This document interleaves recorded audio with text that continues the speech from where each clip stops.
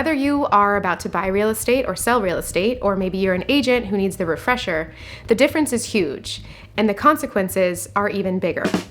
For example, pretend I'm the buyer's agent and the seller is selling their property with an as-is contract. That's what they want, which means what you see is what you get. We are not liable as the seller to fix any repairs, defective or not. This is both a good thing and a bad thing. You have to keep that in mind because they are not obligated to fix anything. You have your right for inspection. You have a due diligence period, which means you can do your inspection during that period.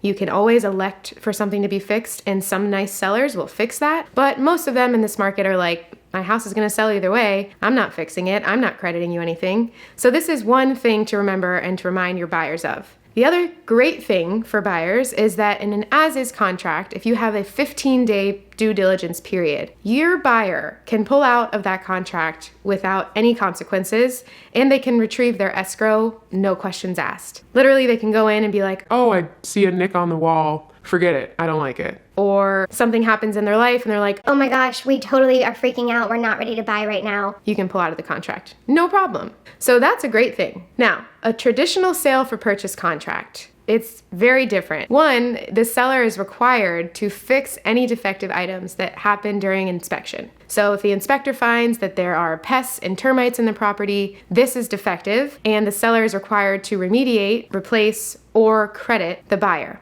This is great for negotiations. On the other hand, during the inspection, if there are cosmetic things like rust on a toilet, okay, the toilet works properly, but there's rust on it and the buyer doesn't like it, well, too bad, the seller does not have to fix that. We tell you the difference between these contracts. If you're in love with the property, you want it no matter what it takes, then sale for purchase would be fine.